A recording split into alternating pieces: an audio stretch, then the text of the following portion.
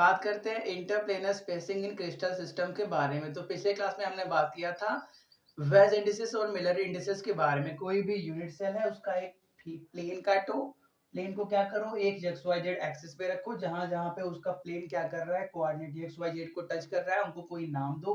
ये जो डिस्टेंस है ये क्या बन जाते हैं, वेज इंडिसेस बन जाते हैं। और ये बोला गया कि किसी भी यूनिट सेल का या क्रिस्टल का जो वेज इंडिसेस होगा या तो वो unit intercept A B C के बराबर होगा या इसी के होल नंबर के मल्टीपल में होगा, ठीक है। और अगर इसी का हम रेसिप्रोकल कर दें तो उसको क्या बोलते हैं, मिलर इंडिसेस। और मिलर इंडिसेस को जनरली एच के एल से डिनोट किया जाता है। ये सब बात हमने पिछले क्लास में की थी। तो देखो, कोई भी फेस का मिलर इंडिसेस बना सकते हैं, कोई भी फेस का वेज इंडिसेस बना सकते हैं। तो सपोज कर लो हमने एक फेस काटा, फेस का मतलब प्लेन काटा, ठीक है। फिर क्या किया, एक और काटा, ठीक है। तो हमारे पास क्या हो गए, दो प्लेन आ गए। तो इन दो प्लेन के बीच में जो डिस्टेंस होता है उसको बोलते हैं इंटरप्लेनर डिस्टेंस, या इंटरप्लेनर के बीच में जो स्पेस है उसको बोलते हैं इंटरप्लेनर स्पेसिंग, ठीक है। तो इसी डिस्टेंस को आज क्या करना है, देखना है कि कितना होता है, ठीक है। तो किसी भी एक क्रिस्टल के लिए जो आपका इंटरप्लेनर डिस्टेंस होता है किसी भी दो अलग अलग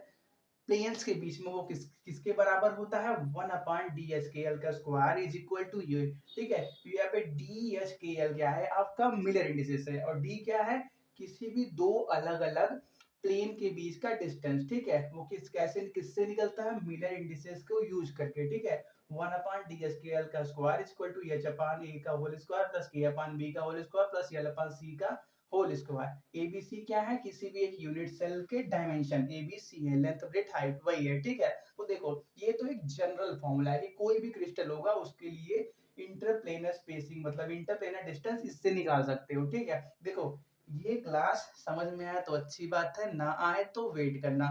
इसका मेन यूज होता है ब्रागे इक्वेशन के क्वेश्चन को सॉल्व करने में, ठीक है।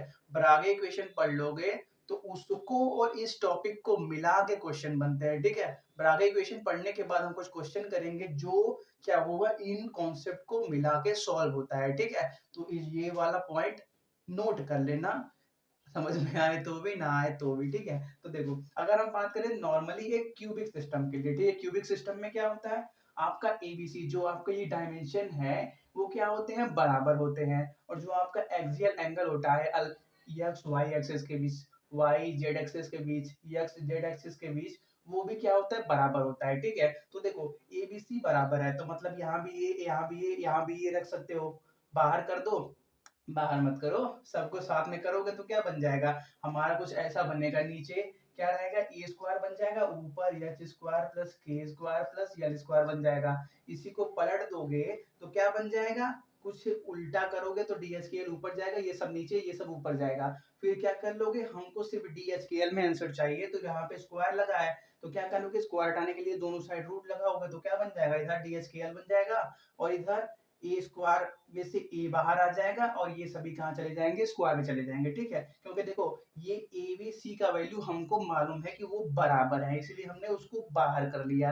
एच के एल का वैल्यू नहीं पता है, ये क्या है, मिलर इंडिसेस है, जो भी वैल्यू आएगा हम वहां पे पुट करेंगे, ठीक है। इसलिए इसको क्या रखा हुआ है, रूट के अंदर रखा हुआ है, ठीक है। इसको नोट करो। एक और पॉइंट की बात करते हैं, नेक्स्ट बात करते हैं टेट्रागोनल सिस्टम के बारे में। तो उसमें क्या होता है, आपका जो एज लेंथ एबीसी होता है, ए बी तो बराबर होता है लेकिन सी के बराबर नहीं होता, ना ही ए सी के बराबर होता है ना ही बी सी के बराबर, ठीक है। तो देखो, उस केस में क्या होता है, जो आपका एक्सियल होता है वो बराबर होता है, ठीक है। अल्फा बीटा गामा सभी बराबर होते हैं। तो ऐसे केस में जो आपका इंटरप्लेनर स्पेसिंग है किसी भी दो प्लेन के बीच में, वो कैसे निकलेगा, ऐसे निकलेगा, ठीक है। देखो, ए बी बराबर है तो इनको आप साथ में कर सकते हो, तो ए स्क्वायर मतलब यहाँ पे भी ए और यहाँ पे भी ए रख सकते हो, बी के जगह पे ए रख सकते हो, तो क्या मिल जाएगा, ए स्क्वायर एच स्क्वायर प्लस के स्क्वायर अलग हो जाएगा, सी बराबर नहीं है तो उसको अलग कर दो, ठीक है।